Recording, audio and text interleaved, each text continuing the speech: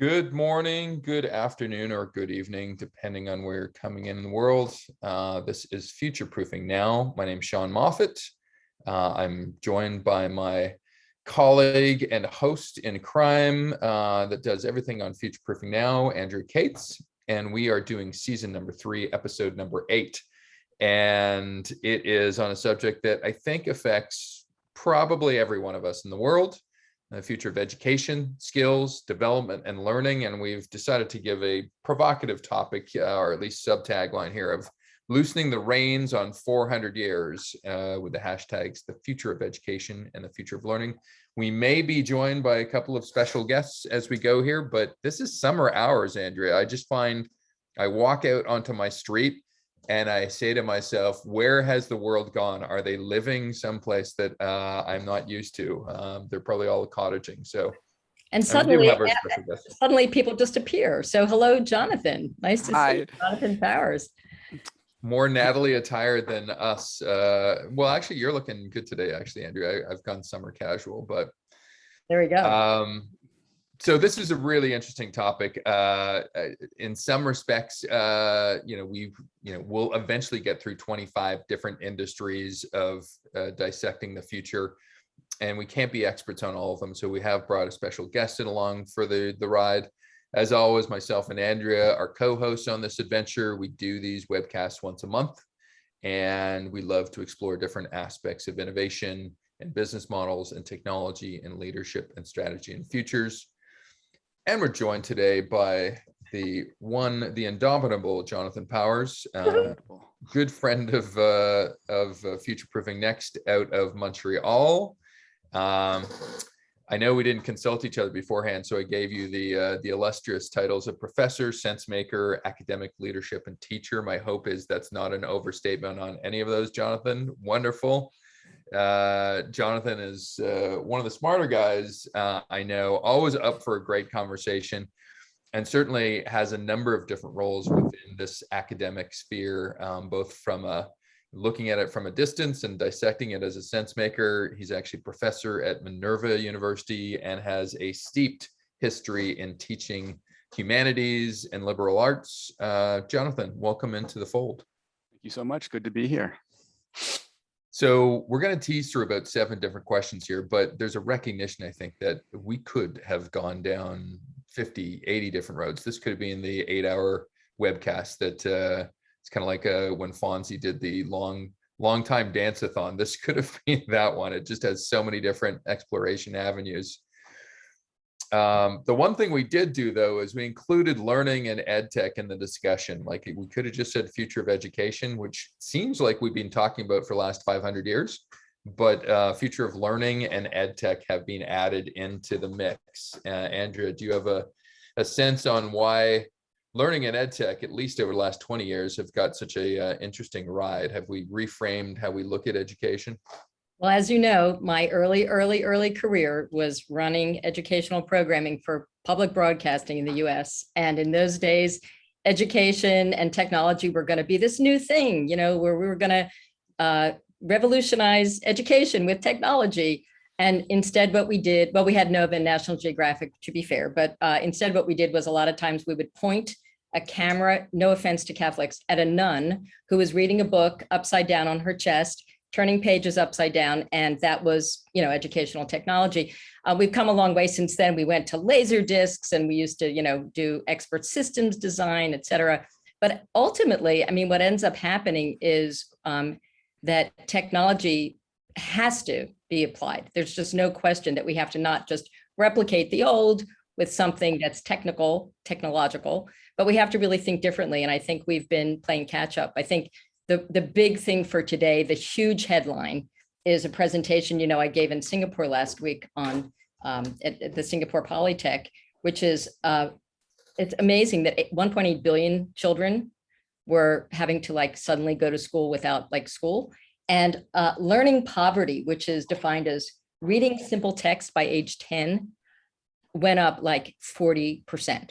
And to me, it's not just our children, but it's all of us that figured out that ain't learning, and it's not fair, it's not equitable, and it's not taking advantage of the moment. So I think we have a responsibility both to the kids and also to ourselves as perpetual learners to do better than this. That's why I think it's so important.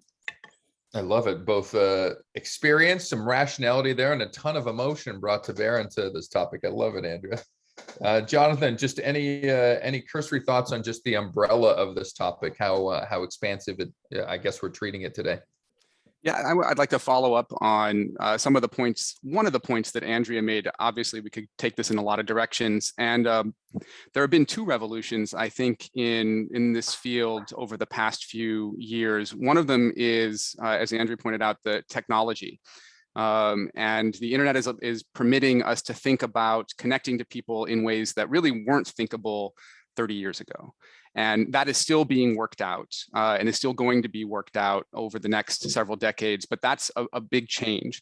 They've been doing broadcast technology, as Andrea suggested. They've been using that to do education for a long time. And it does work. It works in some interesting ways. But what we have now, instead of a one-to-many, we have a many-to-many kind of model developing. And the second one is the change in technique. So I'm going to make this distinction between technique and technology. So technology is super important. The other thing that's come alive in the past few years is that the science of learning, which has been around for decades and decades and decades. It's like people finally woken up to this. Lecturing is a great way to teach. It's a very efficient way to teach. You can lecture to one person or 10,000 people. It's not a great way to learn. Sitting there and just trying to listen to somebody as they, sort of put forward their ideas, it's not that effective. And the science is very sort of clear on this. And so people are finally becoming aware of, there's been a broader and broader distribution of these ideas about how we can learn more effectively. And this is playing out in classrooms and increasingly in corporate settings, as well as the pace of technology and its change forces organizations to learn faster. I love the distinction between technique and technology. I think it's a good one. We're going to dive into that as well. I've got a few framing slides for us guys, and then we're going to get into, I think, 6 or 7 questions that may go into some gravel road areas of the discussion, but with you two, I'm sure it will. So just 3 or 4 slides on why this topic, because we could have chosen a ton of different industries. We've looked at about 30 of them. It has landed at number 5 on our disruption scale. I know there's a Richter scale for earthquakes. Myself and Andrea look at the world through disruption. Some might argue it should be higher on the list, that it's been one of the more disrupted spheres, certainly through this pandemic. I think there's some worthy candidates above it, but 5 is pretty high on the list. So this is 5 of, I think in all told, we've looked at, it says 25, but I think we've looked at 30. So highly disrupted kind of sphere from a customer technology pandemic standpoint. This chart I found so extraordinarily interesting that there's more of us affected by it. Never mind all the corporate and lifelong learning and online learning stuff, just by virtue of different countries that have invested more in education. Certainly the powder keg that is Afghanistan now, one of the bemoaning facts is, there's a whole bunch of people that may have had education that may no longer have education. And so we've seen across the world more people participating at all levels of education, but in particular, secondary and tertiary education. Education is just not kindergarten or pre-kindergarten. There's kind of a big sphere. Currently, this pie is about $6 trillion in about an $80 trillion economy. But the estimates say by 2030 that it should be around 10 trillion. So it's growing. It's huge. Just if we treated it as an industry, a dispassionate industry, it would be huge. And then finally, God, look at a link between, if you want future employment prospects and jobs, and you want to do it in a technologically driven world, it would appear, based on this chart anyway, that you are intrinsically linked to getting more education to eliminate the oncoming train that is technology and AI and other things we've talked about on different webcasts. So I just thought I'd frame that up. And then, I don't know, I think we've talked Alvin Toffler before, maybe Jonathan, one of our faves. I'll just, for everybody that's listening on the podcast, mass education was the ingenious machine constructed by industrialism to produce the kind of adults it needed to pre-adapt children for a new world, a world of repetitive indoor toil, smoke, noise, machines, crowded living conditions, collective discipline, a world in which the time was to be regulated not by the cycle of the sun and moon, but by the factory whistle and clock. Agree, disagree? I'm not too sure, but I think this leads to our first question, which is, educators, teachers have been really good at giving out passing grades on students over the last 152 years. What kind of passing grade would we give education over those three same time spheres? And maybe Jonathan, I'll pivot to you first. Take whatever time sphere you want and give me a thought in terms of an assessment. So the over 400 years, if you're going to look at that, the trend is clearly a good one. Even 150 years, I'm going to say it's a good one. Past 2 years, I'm much more skeptical. And the Toffler quote is an interesting one because I think historically what we're looking at is a system that was developed quite expressly, with intent to prepare people for factory work, for sort of these repetitive tasks. Going back even a little bit farther, sort of the Prussian model of education, it was really a Protestant model that was based on catechizing. You were trying to get kids to simply repeat verbatim what they, here's the question, here's the verbatim answer that you give. And that's the system that we inherited. And so was that system, I think teachers have been able to resist the system in a lot of interesting ways. Certainly a lot of us, I think if we think to a great teacher in our own personal histories, you will find that even though the system has struggled in a lot of ways, there's still great teachers out there. There are still great learning experiences. They happen. Whether the system is where we want it to be and where we need it to be for the challenges that are coming, I think we're still stuck. We're still living in a model that is 150 years old, and we need something new, and we need it 50 years ago. Interesting. I like the declarative statement. No hedging or being on the fence on that one. I like it. Andrea, what's your thought on a grade? Yeah, I think we kind of suck. I mean, I remember when I was working in India, this was maybe, 6 years ago. And the best education was being done with the lowest form of tech. Like there was a health education program that was being delivered on flip phones with little tiny prompts, like you're about to go on a date and it's like having safe conversations with the person you're going on the date with, whatever, but little prompts. And it was very low tech, but the good news was it was just in time. There was no, as I said, none with a camera pointed at them reading a book upside down from their chest. So I think what Jonathan said was really brilliant. I mean, we have the wrong paradigm for what education is. We have the completely old-fashioned paradigm for what it is we're trying to do. What are we trying to do here? And learning is so different from, quote, teaching. And I'm saying this because very proudly, I was actually trained in this years ago at University of Michigan, years and years ago, when neuroscience was very different. And even then we had learning styles, so I'm a kinesthetic learner. I learned by standing up and moving, and a little bit by storyboarding. And so, yeah, learning calculus was like a joke, someone just putting equations on a board for an hour. That wasn't learning. So I think it's good that we've had such a disaster now. I think it's good that we've been doing it so wrong, because nobody thinks it's good. I mean, nobody can think it's good. Nobody can think standardized tests in the United States are a good idea. And nobody can think that what we're doing is having learning happen. So I think it's great that we suck so bad, because if you're down so long, it's going to start moving up. Desperation is a good motivator. Set the low bar. I mean, the only 400-year view on this, and you can even see it on the complexion of these three different classrooms, is I think one of the biggest wins for education is that more of us have had it, right? It used to be the exclusive domain of a lot of people, whether it's gender, whether it's race, whether it's country now. I mean, I think there is a level setter here. I think even some of the more developing world countries, the upper governments have realized that, the path to riches and productivity and hopefully strong societies is through education. So I think that may be the biggest long-term win. But I think that's really significant. And I also wanted to say back, to kind of double click on your Afghanistan thing. I mean, access is number one.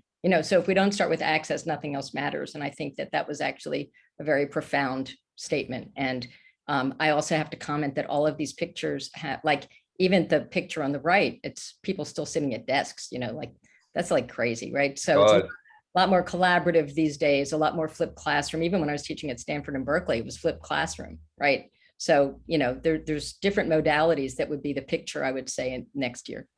In case anyone doesn't know what a flipped classroom is, that means that the teacher doesn't give you the information. You get the information before you go in the classroom, and then you come in and do something with it. I'm not sure everyone here is an educator, so I just want to make sure that that's. Andrea and I are going to drop some jargon on you. Dr. Powers. We will have a lexicon kind of update at the end. Lexicon, she's gone. I like that better. And apologize for the pixelated slide here, but maybe that was intentional. Just the ambiguous state of the future of schools. I thought we'd explore this question first. I did some research. There are 3.2 million schools around the world. And in the US alone, there's 130,000 K-12 schools and about 5,000 plus upper institutions of either colleges or universities. That is a ton of places. That is a ton of institutions. That is a ton of square footage. And I think you might know where I'm going here, like the actual physicality of the school. If we believe some of what's on the slide about future schools and having kind of a personalized student learning system, as being a goal, what does the future of schools look like? Anybody want to jump into the void here and maybe address as well the physicality of schools? Like, I'll be provocative here. Do we need physical schools anymore? Andrea? Why don't you go? Let's have Jonathan go first. Okay. I think the answer is going to depend on age a lot.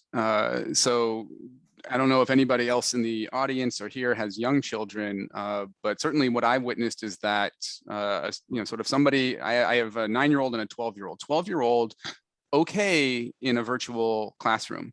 9-year-old, not okay in a virtual. So I think there is a kind of primary school, they do not yet have the capacity to pay attention to a screen as though it were the same as a person and pretend, and it is a kind of pretense, and pretend that you're all in the same space. The cyberspace is a pretense, and they can't yet play that game in a way that facilitates learning at an intense and high level. So I'm going to go ahead and say, sort of strongly here that yes, we're going to need primary schools to be physical places. Secondary and above, I think we're going to see a lot of hybridization because remember that physical education is one of the ambitions of schools as well. Sort of, yes, we can give them workout programs, but teaching somebody how to play tennis virtually versus in person. It seems to me there's a clear advantage to the in person. So let's start there. Andrea, I'll turn it over to you. I love what you just said. It's such a great tee up. And someone just double clicked on your future of school is hybrid. Thank you so much, Natine. The gymnasium is actually a gym with some letters perhaps peeking out is in the picture. So I think similar to the concept of flipped classroom, where the opposite of what you think you're there for is what you're there for. The core human needs are belonging, for sure, socialization and co-creation, for sure, and the ability to understand nuance. And we always talk in the business world about adaptive intelligence. Those levels of intelligence don't happen from marrying a robot or being, in a world of Verbella or Gather Town for your content. Nor do I think that the world is all gaming, which some people in my VR world think that it's, the future is all VR. I actually need RR, real reality. And so I believe that if you have an 80-20 rule, and right now schools are around reading, writing, arithmetic, making people memorize standardized tests. To me, that's like me asking, someone said, that partners used to be chosen based on one of them could remember facts, and now you can just Google that. So now what's a husband for? So it's the same with schools, right? Now what's a school for? If you can look up basically anything the teacher's about to tell you faster. So I think it's going to look different. I think it's going to mirror work, like places where we gather, places where we feel a sense of belonging, places where we feel our feelings and our self-identities and self-worth are reinforced. We've had this huge mental health crisis. I think that schools can help, physical schools, because people are very, very not well right now from this virtual world. So I believe that the future of schools is going to be human, human, human, human, human, discover, discover, discover, and the facts memorization can be done elsewhere. Can I ask a Sean. follow-up question to both of you? Because I've tried to wrestle in my own mind this one. It may be age-related or trying to liberate ourselves up, but there is a hue and cry on the future of work. So if we pivot to a different topic, flex work, it's not going back to the way it was. I like working remotely. Generally, that's something that a lot of people tend to say, and certainly nobody or very few people want to go back to the office 5 days a week. If I pivot to this topic here, more of the valence has been, we need to get kids back into the classroom. Like, it'll be appalling if we don't get in September through December, like kids back in university again. I'm trying to figure out why such a difference in attitude between the physical, let's get people back in place. Any thoughts on that one? I had a very insightful colleague whose background is psychotherapy. And he said, so much of the distress that we're feeling is coming from places that we don't even know in ourselves. The feeling of belonging, to pick up on a great theme that Andrea laid down for us, is, belonging is something that we don't just feel by looking at a face. It's also something you feel by, brushing up against somebody, experiencing the distance as they move toward you or away from you. This illusion of us being in the same space is easily broken, right? When somebody else walks through the space that I'm in, but that you're not in. We suddenly realize, oh, we're not in the same space. So a lot of that is subliminal. And I think as adults, we have the resources to kind of power through a little bit, although it does tire us out. And I think, again, 6-year-olds don't. They just don't have the resources of personality as a rule to power through that stuff. I have watched them personally struggle as a group, stay focused. They lose track of stuff. They are unhappy afterwards, confused. This is, I really like, they're still learning what it actually means to be a human. Well, we're all still learning what it means to be a human being, but they are really struggling just to be kids. And now this is another obstacle. So, and as for the future of work comparison, I'm with you too. I think it's going to be flex. I think a lot of older students, sort of teenagers and above, they love being online, and I think we should make that available to them. I think it really works for them, and there's no reason for us to force anything else on them. Andrea, any follow-up on that? I think what Jonathan said earlier about neuroscience is really critical. I used to joke when I was talking about calculus. I've taken it 3 times, thank you. The third time I loved it, but they finally did a learning style that I liked, which was visceral kinesthetic way to learn both macroeconomics and calculus. Thank you very much to those professors. Is this your support group today, or is this your? No, it's just important, I think, because a lot of times, subject and teaching tend to be stereotypically bound to each other. And I think that it's unfair to, a lot of people to try to learn certain subjects and have access. And I think that's what we're talking about, right? It's like we are trying to put a lot of square pegs in a lot of round holes, and it's been unfair for a long time. And this has just exacerbated our understanding of that. So I would say neuroscience is the next frontier, because there are things you can learn from seeing them in a blink.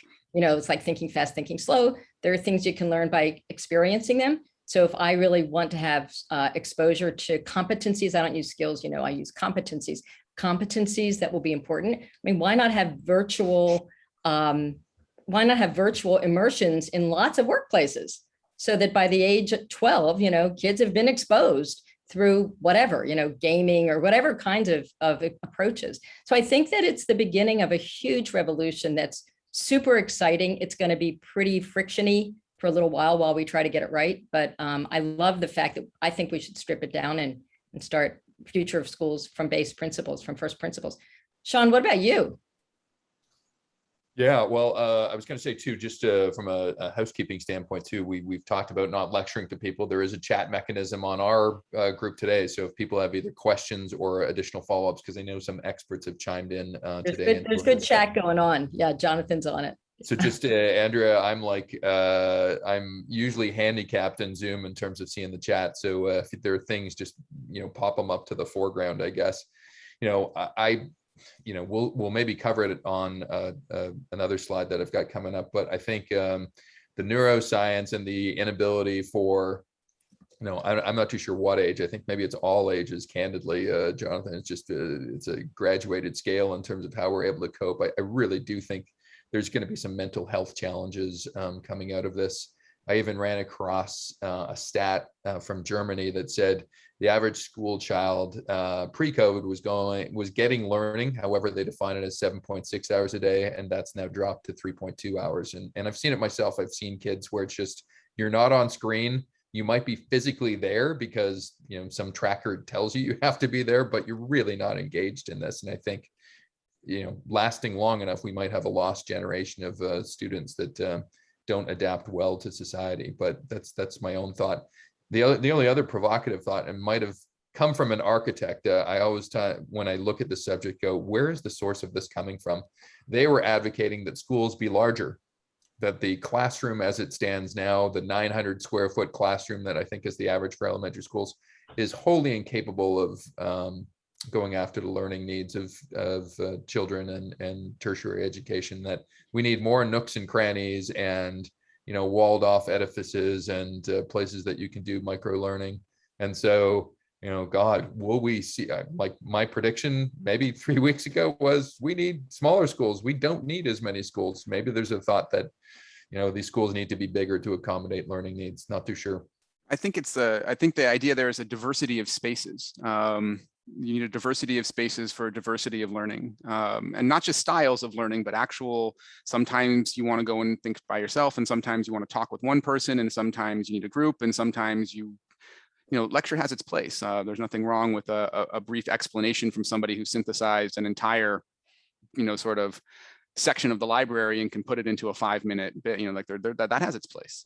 But I think that's insightful. I don't know about the bigger period. I would say a greater diversity of spaces, having every classroom the same size and look the same with the chalkboard at one end. And this speaks to, that whole thing speaks to a model of how teaching and learning should happen that we have systematically disproven over the last 70 years. And there's no reason to continue building schools this way. Bravo. X gets the score. Bravo, Jonathan. Dr. Powers. All right, I'm going to pivot to our second topic. And once again, feel free to add questions or anything in the chat as well. This is a white hot space. If I just look at it from an investment standpoint, or from where do I want to place my bets?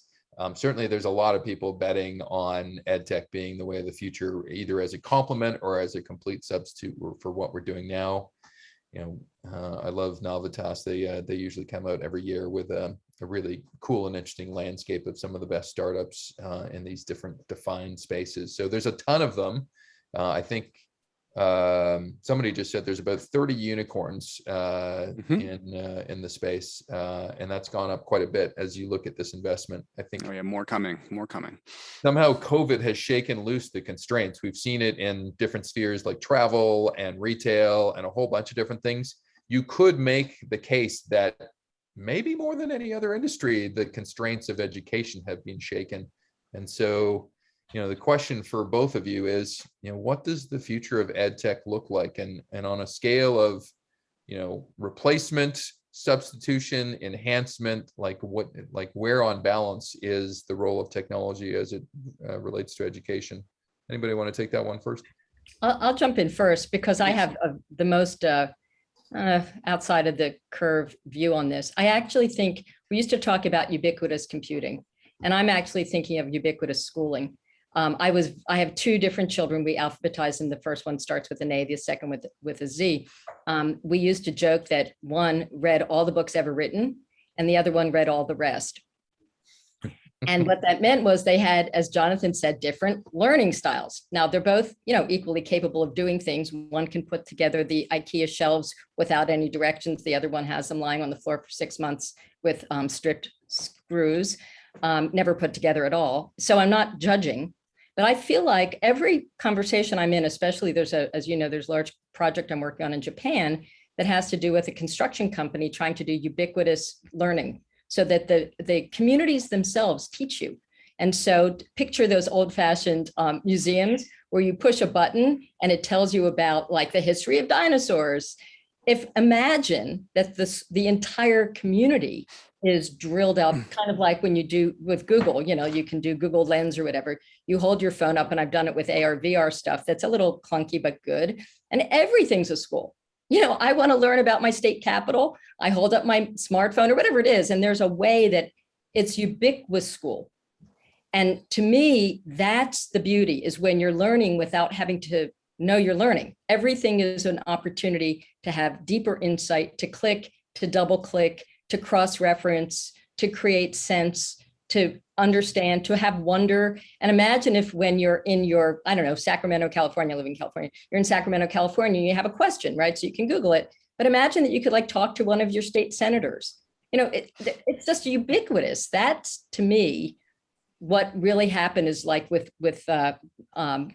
movies, when you take down that fourth wall, and you get ubiquitous school. Okay, try to top that, Jonathan. Sure. On it. I am on it. So how about this? Peter Gray is an evolutionary biologist who looks at the evolutionary history of learning, of human learning. And so how about this? This is the world. We're already living in ubiquitous school. Humans are learning machines. That's all that we do. And if you've ever seen a child, the child doesn't need to go to school to learn. Child doesn't need to they need to ask questions, obviously, like you suggested, and have some kind of responses, but any kind of feedback will provide an education, will nourish a learning impulse in a human being. We are naturally curious, irresistibly curious. And as long as we feel psychologically safe, we are in there. What does this button do? And we've all seen it, and we've all, sort of done it ourselves. You do not need to read the manual to learn a piece of software. You do not need an encyclopedia in order to figure out how to, sort of set up your garden and make it work. All of those things, however, are wonderful, and all of those things speak to, and I'm going to make a distinction here, which is probably unfair to the words, but between learning and education. And learning is something which happens spontaneously, and we can facilitate it, we can channel it, but we cannot stop it. We can't stop students from learning, and they will learn. For example, my role here is to shut up and think about other things. That's learning. They just learned what the social rules are in this environment. Education, and the word itself means to draw forth. The D you see in that word is duct, like an air duct. It draws a channel. So what you're doing, you're drawing forth something that's in a person. That's intentional, cultural, social, technological.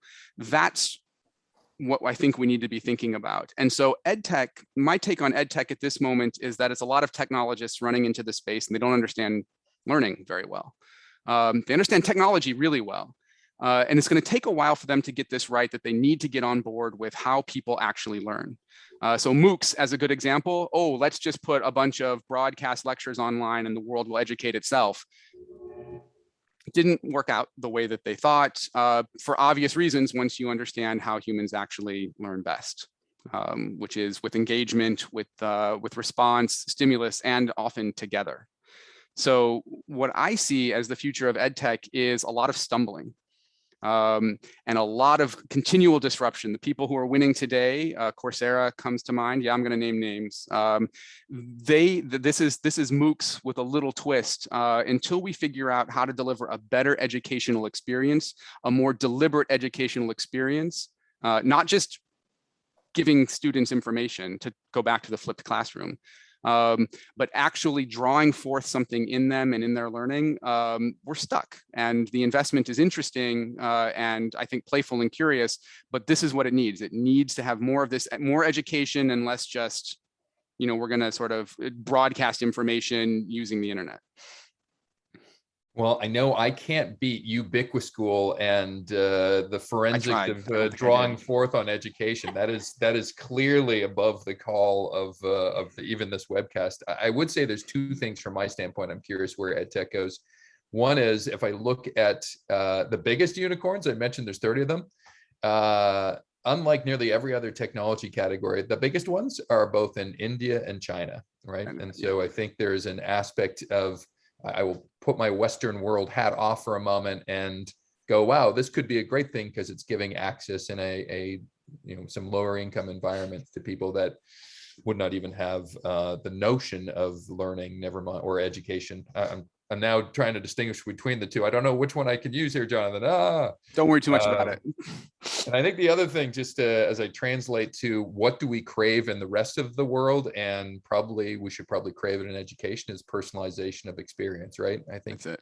by and large, I think the educational sphere has taught toward the mean or the median. And so people that were advanced found it challenging, got bored easily, and people that were behind stayed behind and had a really tough time catching up. And I think technology perhaps can play a role in terms of balancing the playing field and providing an education tailored to their specific needs. And oftentimes it's not just by child, it's by subject, as Andrea mentioned earlier. Some people are great at math, some people are great at arts, and so maybe there's a better way of getting at that from a personalized standpoint.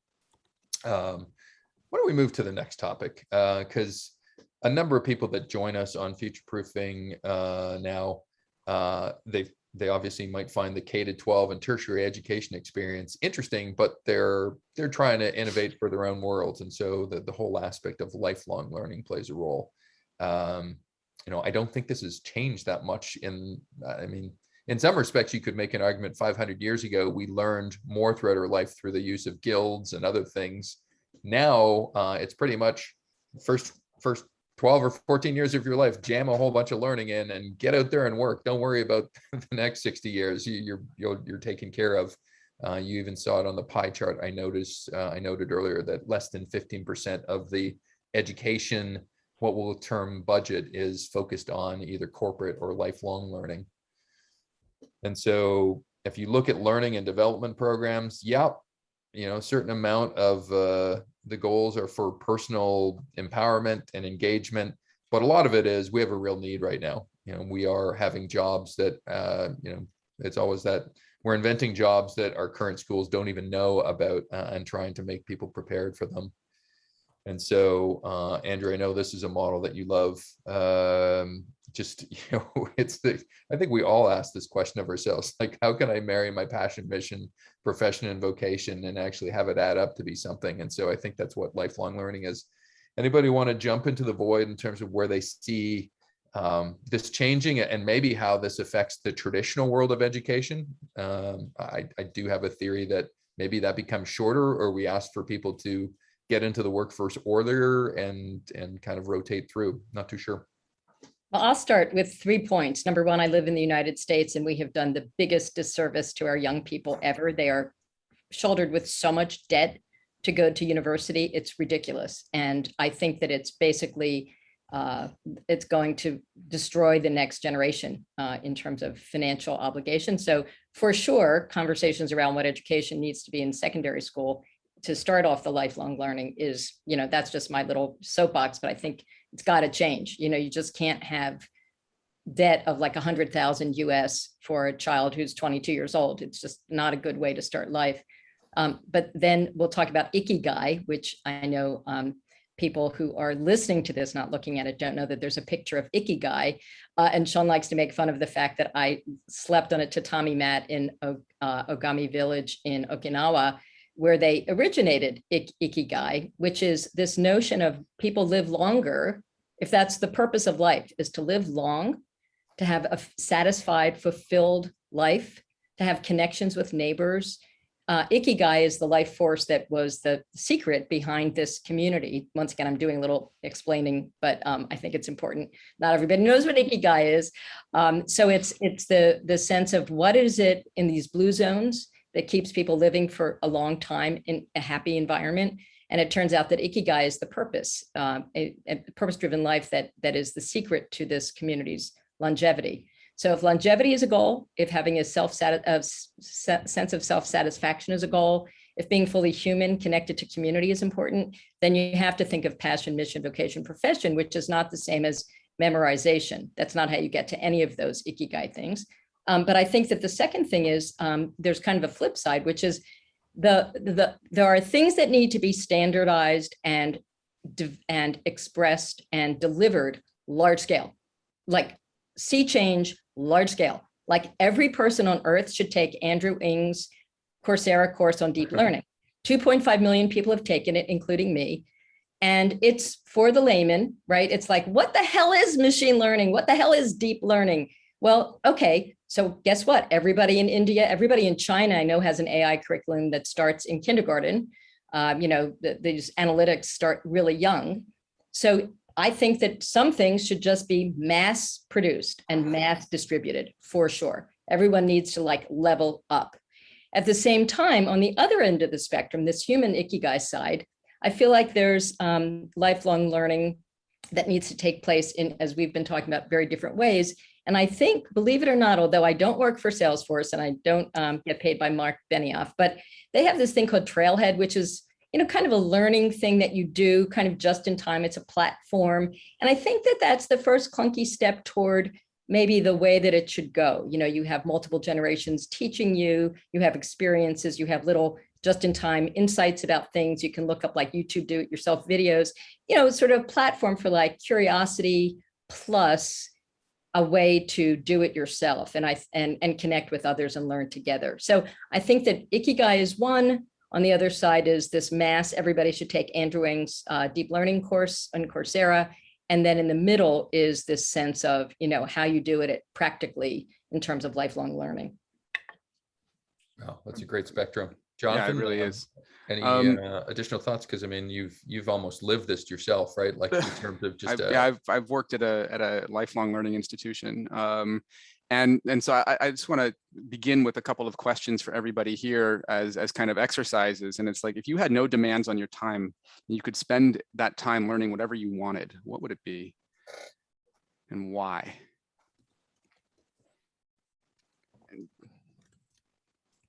And to speak to that, maybe some of you thought of, languages I love. Maybe you thought of things that might be useful in your job. Maybe you didn't. Lifelong learning to me is this is a bit of the black sheep in the kind of that pie chart that you showed us earlier, Sean, because I think we've over-focused on job preparedness. Education is not something that's about getting kids ready to work. That was the factory model. In a certain way, we're doubling down on that. It's crazy. The whole point is to prepare them to live a full human life, to be not just merely human, but fully human, if you can make that distinction. And so lifelong learning, I think, looks at that side of things, that our responsibility to young learners, to young students, is not simply to prepare them for the trials and tribulations of the workplace. We do need to do that, yes, but we also need to just lay the groundwork for them to be able to live well. And that is actually something that it's a deep question, because of course every person, the whole point is that every person should get to answer it for him or herself or their self.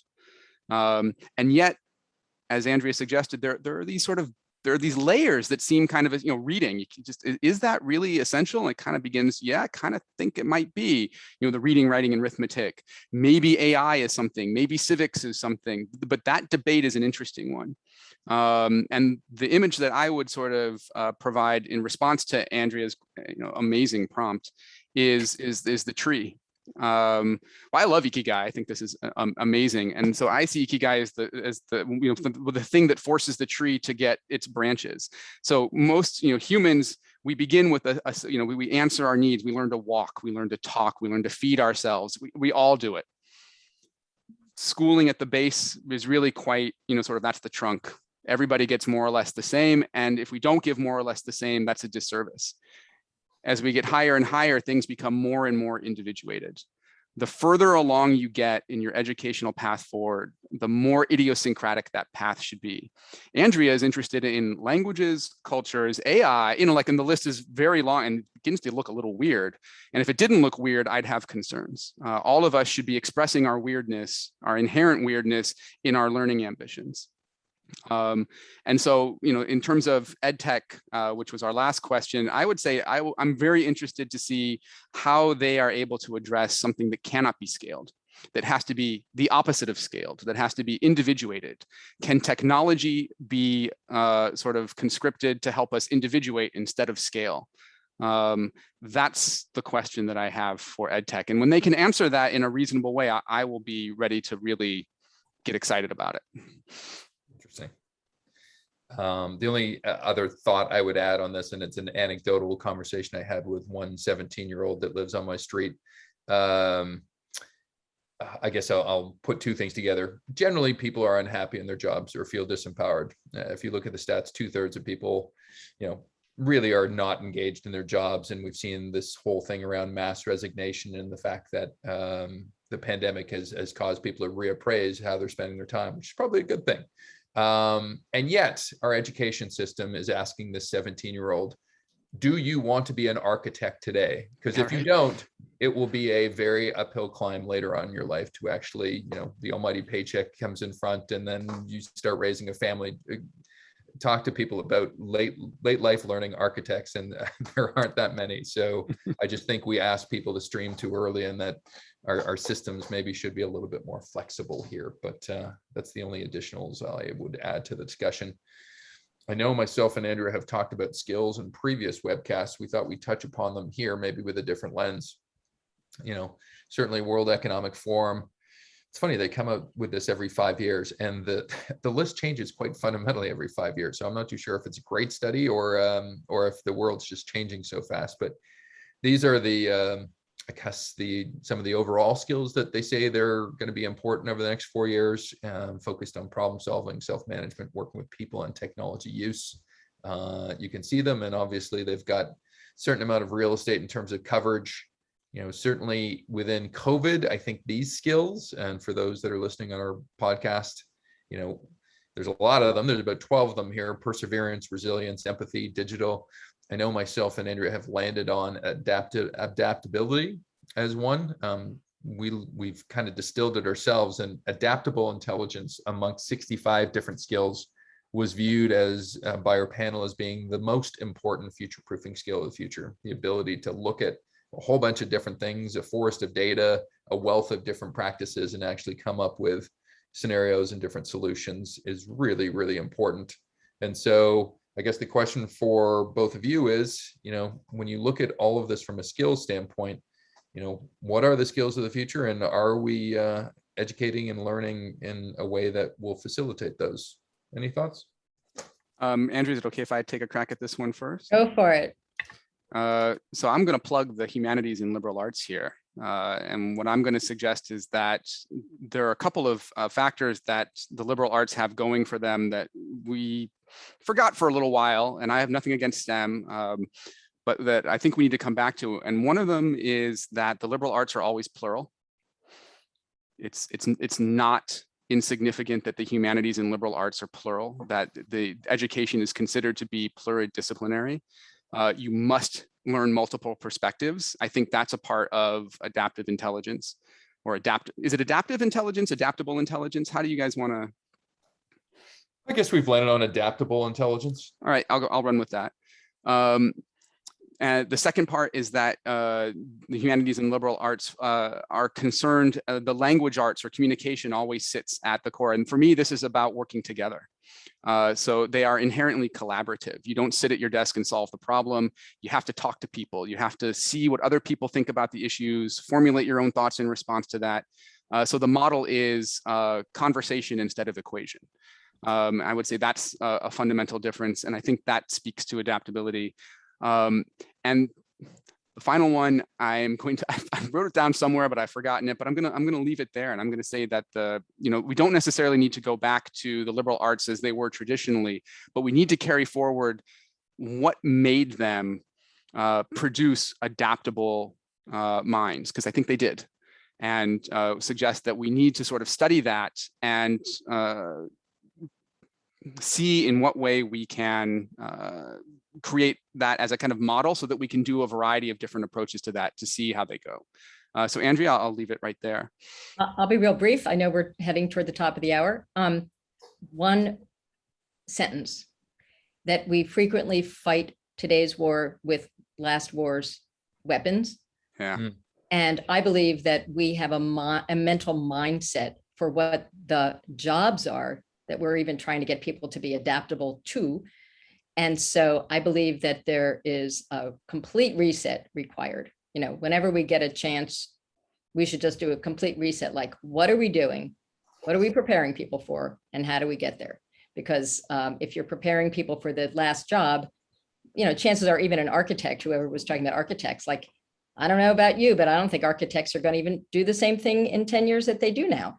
Nope. So adaptable intelligence is not just, if you're good with a slide rule, you're not so good with CAD. I'm just saying, I'm good with a rapidograph, not so good with drawing programs. So even a, you know, someone who's good at that skill for that moment in time is not necessarily going to be loving being an architect when it suddenly becomes something different. The only thing I would add on this, I guess from a personal anecdote, is when I joined the workforce in the 90s, I was transfixed by people at Procter & Gamble where I joined. And it was just like the most confident speakers that would just pound their fists and say, this is what we're going to do. We're almost like that military General Patton mentality. I was transfixed. I thought, wow, that's a leader. I look at that same person right now, and maybe it's because I'm older, but I think part of it's because the world has changed, with almost comical lenses. Like the most certain person in the room that doesn't allow for any possibility of a different scenario is you know, yeah, I think we've called the Dunning-Kruger effect before. It's like the loudest person in the room is the person that knows nothing on the topic. I see it very much in that light, and I think a lot of that's around adaptable intelligence. I know we've got two questions, and Andrew's already mentioned the fact that, you know, thank God, unfortunately, one of our other panelists for this, bad for him, I won't mention the person, they were double vaccinated and got COVID. So, but I guess the only advantage from that is we have so many good topics with such great panelists and guests here that, yeah, we obviously can't tackle the whole thing. Role and expected future of teaching. And I'll maybe go to you first on this one as a teacher. I guess we're all teachers in some respects. This is a fairly busy slide, but it does, for me, when I looked at, I'm showing future teacher roles, and there's about 12 different ones. It almost, the two words that I thought of when I looked at this was, as a teacher, you are the tour guide, right? You're not the imparter of knowledge, or you're a little bit of that, but a lot of it is, you know, wayfinding where students should be going, which I thought was interesting. And a quote here: a mediocre teacher tells, a good teacher explains, the superior teacher demonstrates, and the great teacher inspires. Are you a great teacher, Jonathan? You're a great teacher. Inspire us right now. I try to be. So I actually have to sign off in just a moment here. So I will keep this exceedingly brief. And as I do, Andrea, it's been a pleasure. Sean, a pleasure as always. The role of the teacher. So the question of inspiration, I see teaching increasingly, teachers are going to play the role of impresario. It's their role to know what's interesting and to draw attention to it. That's it. Not to have the knowledge, not to sort of be able to, they need to be able to see or understand what's interesting in a situation, which is much harder than it sounds like, as you guys know, a complex situation. Like, what's the interesting thing here? Where's the acupressure point that you apply a little bit of pressure here and the entire system responds? That's what I think the role of the teacher is. You read a text and the teacher identifies, here's the interesting moment, and draws your attention to it with a question, and then you explore it as a group. In a skill, if you lift your elbow this way, your golf swing will improve. Like, that's just drawing your attention to the right thing. And I'll leave it at that. So thank you, everyone. It's been a great time. And great to see you, Jonathan. I will see you guys at a future Futureproofing event, I hope. The future of the future, but we're going to stay on, so the other people don't leave. Thanks, Jonathan. Absolutely. Thank you. Thanks, Jonathan. Bye, everyone. Have a lovely day. So I will say one quick thing, because I know we're running short on time. I was thinking, I liked impresario. I was thinking Sherpa, the sense that there's a journey out there the landscape is changing. Let's explore this together. And I would also say that I need a 5-year-old with that Sherpa all the time, because I think that it's, it used to be the wise person was the teacher. Now I think sometimes it's the naive person who knows how to do gaming really well. So I would say the teacher should be Sherpas accompanied by, like a good 5 or 6-year-old. I love it. I just, it makes me think, like, if I think about the repertoire of skills you need as a teacher, I'll admit, I've been a little bit harsh on teachers during COVID. I think sometimes it's been defend our abilities as opposed to teach students. That's a personal point of view, but I really, in the macro scheme of things, we probably underpaid teachers for what they do. And there's probably a skill set that is demanded in the future that's going to be so much larger in repertoire that perhaps the structure even needs to change, that, you can't have somebody that's great at this, not teaching the full school, and just teaching these 30 people. And conversely, if they're not good, they should be handing that task to somebody else. Just a thought. Last one here. God, what are we into right now? Wave 4, wave 5 COVID, for anybody that's watching this 2 years from now and going, what was the environment we were talking about this? We've looked at this from a COVID standpoint. Here's an empty classroom, or at least no students in here. You can take this from wherever you want to go with this, Andrea. Like, where's this going? Like, do we know? I'll be quick. Yeah, I'll be quick. I'll read a couple just because we have some people listening. So it's like jobs and prospects, role of technology, a lost generation, lost working women and productivity, et cetera. So I think that there are 3 things. I was talking to a mentee, I guess, this morning in London, and she does this whole flexible work, flexible competency company. And it's great because we were talking about competencies can be delivered at work in very flexible ways.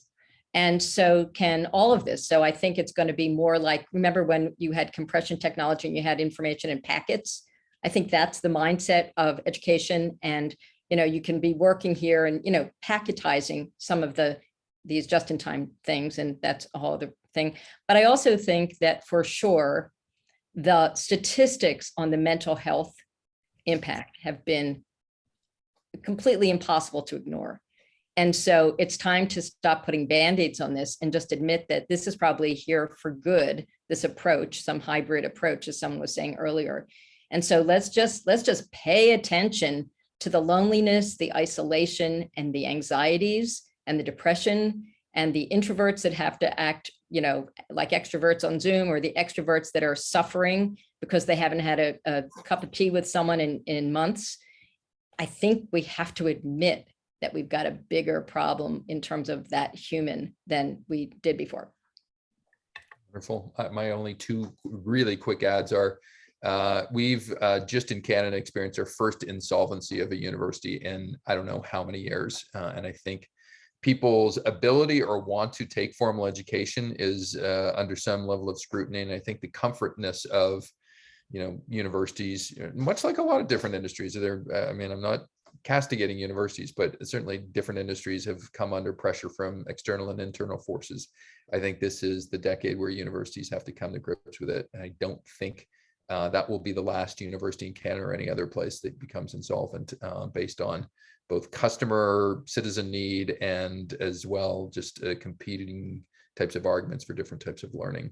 And I'll emphasize once again, and I'm really interested because our chief medical officer in Ontario, the province that I'm in, is the former president of CAMH. And so CAMH is a mental health institution in Ontario. And so my hope is those concerns are being elevated at the highest of levels, because I do think this will be a big part of future learning. It's just the 2 of us, Andrea. Let's here's the serve coming your way. What did we think about today? I'll say one thing. I loved the community comments, and I'm hoping when people do this on podcast as well, that you email us. It's really probably the most important topic because it affects all of us, whether we're parents or learners ourselves or workers. So what I learned is Jonathan was awesome. He's not here, so I can't really say, but I really love this idea of impresario and using that provocatively, and also thinking about the liberal arts and art and expression, especially as jobs change. the ability for us to express ourselves in different ways. That might be one of the reasons that we do get together, co-create and be creative. And my only takeaway, a lot of them actually really informative, and I echo your thoughts about Jonathan and your own thoughts on learning. I think both of you have steeped backgrounds in learning. I think life imitates a number of different things around us, and I think the pressures and the trends and the futures that we're looking in education are a reflection of where life is traveling to. And I think education might have been able to insulate itself as a different void over here. I think increasingly it's having to immerse itself in the world around it. So and that's both corporate, institutionalized, and K-12. Andrea, is there any composite of different things going on in chat that might not have mentioned? I know you've been looking at it. Is there any streaming level of thought? To me, some of the streaming thoughts are really interesting, but people are talking about evolution of teaching. People are talking about a system in India called Gurukul. People are talking about experiential learning and lots of different suggestions about how people will learn in different environments. So I actually learned just as much from the chat in terms of these models that we will definitely, Sean and Andrea and Jonathan will Google to be able to be up to speed in time for Clubhouse later today. And with that in mind, we're doing a double bill today. So at 4 o'clock Eastern time, which is about 4 hours from now, on Clubhouse, if you go to Futureproofing next, we'll tackle the future of education and learning. And we've got 2 follow-up topics exposed here on wicked problems and the ethics of AI. So always interesting topics there. Our next webcast like this is later in September. We're doing something called Nexting, I think, for our Clubhouse thing. We've got a little piggy that went to market. So that might be our kind of moniker for this one, but just how do we get innovations to market, which is a vexing thing for innovators. We've got new research that we're building. If you want to join us on this corporate innovation safari, our second edition of this is coming out, and we're asking people for the questions they want answered. So FPN Playbook VIP with the bit.ly is where you might go to join us. We're looking at awards later in the year, and we have a book coming out in September, which has been part of much conversation, but we are introducing the term See, Learn, Decide, Commit to the world at large, and we'd love to have all of you on board as advocates. That is it today. I'll go off screen shortly. Andrea, we're a few minutes after 12. Parting thought? I think the future is learning. Nice. I think the future is education. And it's probably both. So I guess we'll sign off. We'll see some of you at 4 o'clock today. And as always, we'll be seeing you in the future. In the future.